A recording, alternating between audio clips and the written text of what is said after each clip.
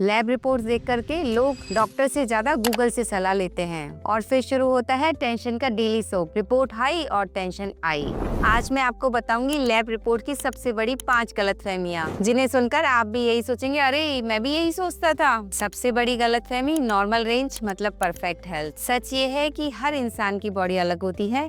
मानिए किसी पेशेंट का हीमोग्लोबिन 11.5 आया तो यंग मेल के लिए लो है, लेकिन प्रेगनेंसी में ये एक्सेप्टेबल है। मतलब ये जो नॉर्मल रेंज है ये एक यूनिवर्सल ट्रूथ नहीं बल्कि एक रेफरेंस रेंज है। और दूसरी सबसे बड़ी गलतफहमी, रिपोर्ट हाई आया मतलब कि बड़ी बीमारी हो गई, जबकि कभी कभी डिहाइड्रेशन, स्ट्रेस या बहुत ज्यादा एक्सरसाइज से भी वैल्यूज हाई आ सकती हैं। एक पेशेंट का क्रिएटिनिन थोड़ा हाई आया, उसने सोचा अरे मेरी तो किडनी गई काम से, लेकिन क्योंकि उसको लूज मोशन हो गए थे जिसकी वजह से उसको डिहाइड्रेशन हो गया था, इसलिए क्रिएटिनिन थोड़ा हाई था।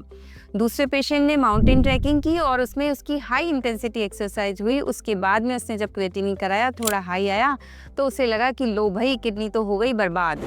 लेकिन ऐसा नहीं है फ्रेंड्स, कभी कभी स्ट्रेस या एक्सरसाइज के बाद में भी आपके रिजल्ट्स थोड़े से एबनॉर्मल आ सकते हैं। और तीसरी सबसे बड़ी गलतफहमी कि एक ही टेस्ट से बीमारी डायग्नोस हो जाती है। नहीं फ्रेंड्स, ऐसा नहीं है, क्योंकि बीमारी को डायग्नोस करने के लिए क्लिनिकल सिम्टम्स को भी देखना पड़ता है। अरे भाई, डायग्नोसिस तो मल्टीपल टेस्ट और क्लिनिकल हिस्ट्री को देखने के बाद ही बनता है। जैसे विडाल अगर पॉजिटिव आए तो हर बार टाइफाइड नहीं होता, कभी कभी विडाल दूसरी बीमारी या दूसरे इन्फेक्शंस के क्रॉस रिएक्शन की वजह से भी पॉजिटिव आ सकता है। चौथी बड़ी गलतफहमी, सेम रिपोर्ट मतलब सेम ट्रीटमेंट। मान लीजिए 2 पेशेंट्स का शुगर हाई आया 250, लेकिन उनकी जो दवा है या ट्रीटमेंट है वो डिपेंड करेगा उनकी एज, मेडिसिन, क्लिनिकल हिस्ट्री और उन्होंने फास्टिंग की है या नहीं इस पर। व्हाट्सएप ग्रुप से कॉपी पेस्ट वाली दवा सब पर फिट नहीं होती, क्योंकि मेडिसिन डॉक्टर मेड होती है, रेडीमेड नहीं। पांचवी और सबसे बड़ी गलतफहमी है रिपोर्ट को गूगल से कंपेयर करना।